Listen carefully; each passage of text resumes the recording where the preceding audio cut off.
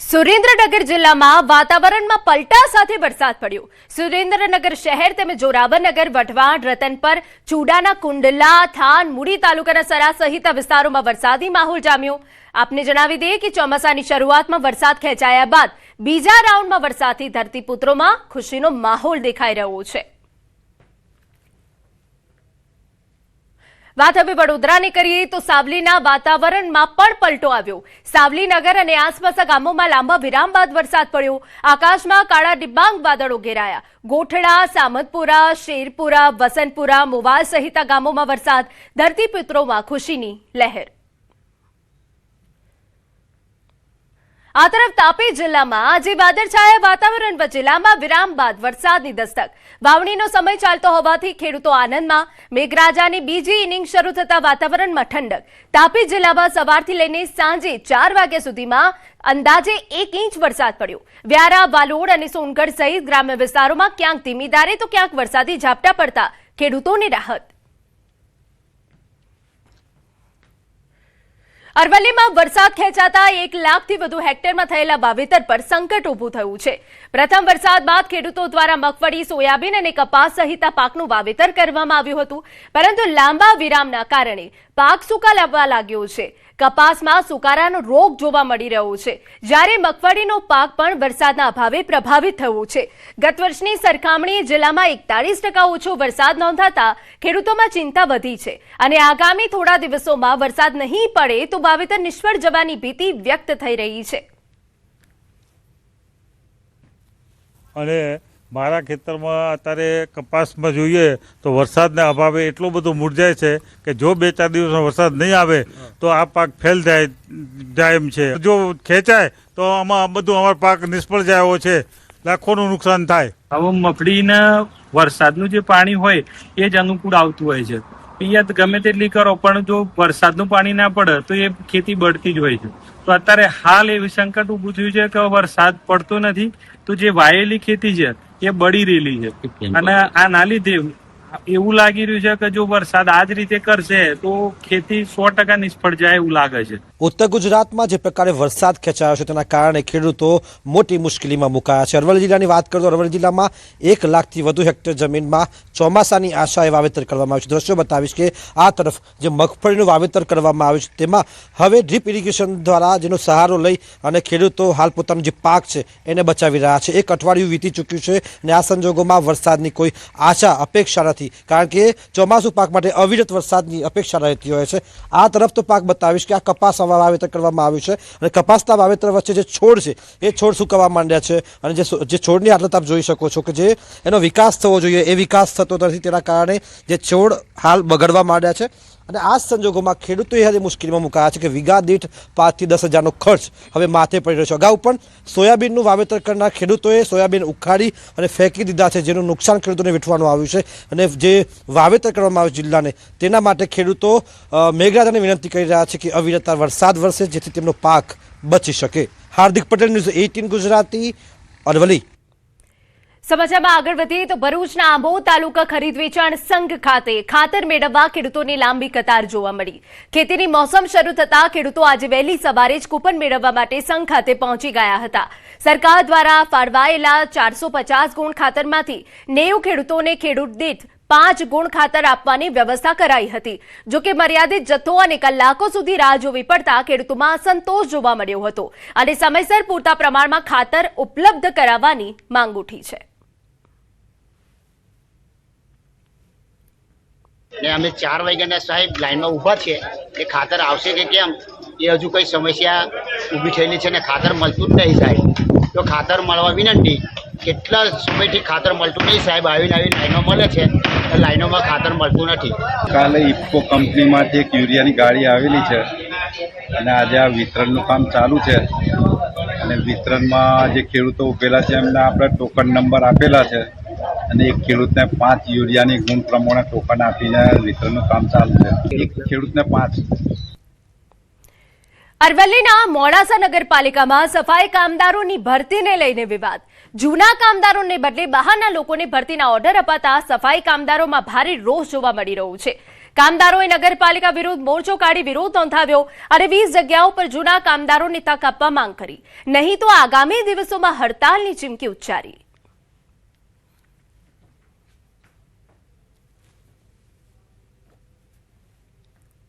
અને અમારા ઉપરવટ બીજી સમાજના અધર સમાજના માણસો સફાઈ કામદારની જગ્યાએ લગભગ સફાઈ કરશે કે નહીં કરે એ તો અમને ખબર નથી, પરંતુ અમારી 20 જગ્યાઓ ભરવાની જગ્યાએ અમારા 9 જ કર્મચારીઓને ઓર્ડર આપવામાં આવેલો છે. બાકીના 11 કર્મચારીઓ કઈ રીતે એ લોકોને લેવામાં આવ્યા છે, કોઈ અમને તો એવું લાગી રહ્યું છે કે 2014-15ની અંદર જે ગેરરીત થઈ હતી એ જ પરિસ્થિતિ અમારી આ ભરતીની અંદર થઈ હોય.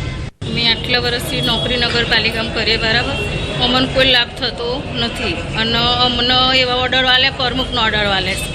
અમને નગરપાલિકા કોઈ માન્ય લીધું નહીં એમના માથે, બરાબર. તો અમે જે સાથે મને જે કોમ કીધું અમે કરવા તૈયાર છે, તો એમ મને કોઈ એમનો હક ના મળે, મને કોઈ રજૂઆત કરે તો મને કોઈ કરવા તૈયાર નહીં. અત્યારે હાલમાં એ લોકો 9 જ ઓર્ડર આલી રહ્યા છે, બાકીના 11 ઓર્ડરો બીજી કાસ્ટના આલી રહ્યા છે. તો અમે અહીંયા એ માટે ભેગા બધા થયા છે કે અમને અમારા સમાજને ન્યાય મળે અને કોઈ બી સીધા ગાંધી માર્ગે જવાનું થાય તો અમે અમારી તૈયારી છે. સમાચાર વલસાડમાંથી તિથલના દરિયા કિનારે જોખમી સ્ટન્ટ. દરિયાના તોફાની મોજા વચ્ચે યુવકના જોખમી સ્ટન્ટ. રીલ બનાવવા એક યુવકે જીવને જોખમમાં મૂક્યો.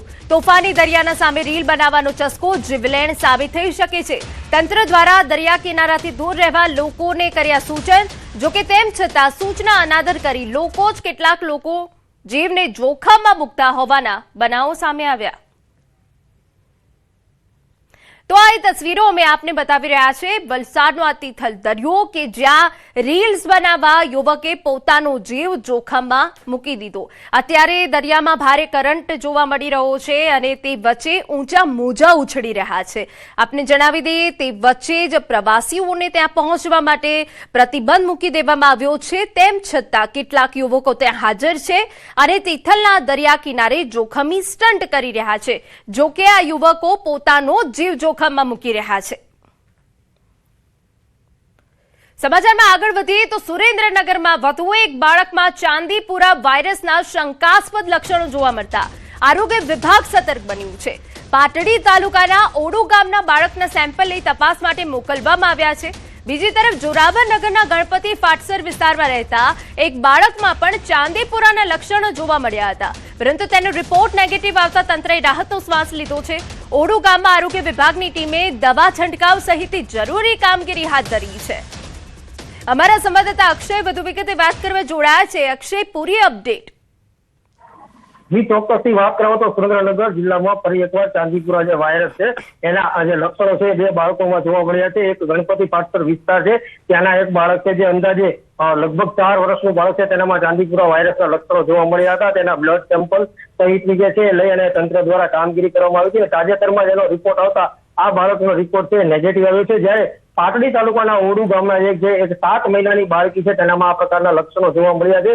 તેને લઈને હાલ આરોગ્ય વિભાગ દ્વારા યુદ્ધના ધોરણે દવા છંટકાવ સહિતની જે છે કામગીરી કરી છે. બાળકીના રિપોર્ટને છે એ આગળ મોકલવામાં આવે છે. રિપોર્ટ આવ્યા બાદ જે છે વધુ વિગત ખ્યાલ આવશે. હાલ બંને બાળકો છે તેની જે તબિયત છે એ સ્ટેબલ હોવાનું આરોગ્ય વિભાગના અધિકારીઓ જણાવી રહ્યા છે, પરંતુ ક્યાંક ને ક્યાંક બાળકોમાં જે છે ચાંદીપુરા વાયરસના લક્ષણો દેખાતા ફરી એકવાર સમગ્ર જિલ્લામાં ચિંતાની લાગણી જોવા મળી રહી છે. બિલકુલ, આભાર તમામ વિગતો બદલ. સમાચાર વડોદરામાંથી સયાજીગંજ પોલીસ સ્ટેશન વિસ્તારમાં નજીવી બાબતે લઈ 2 પક્ષ વચ્ચે બબાલ સર્જાઈ. બંને પક્ષો વચ્ચે ઉગ્ર બોલાચાલી બાદ મારામારીની ઘટના બની.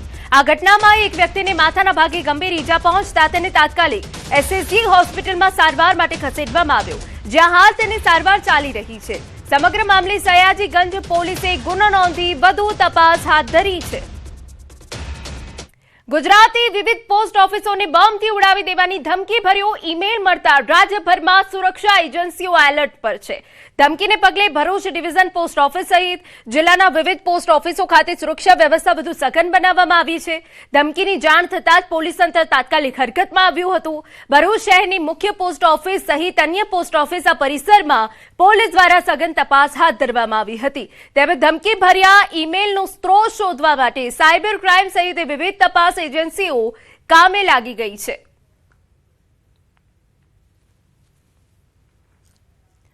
ડાંગમાં એનડીપીએસ એક્ટ હેઠળ પોલીસે મોટી કાર્યવાહી.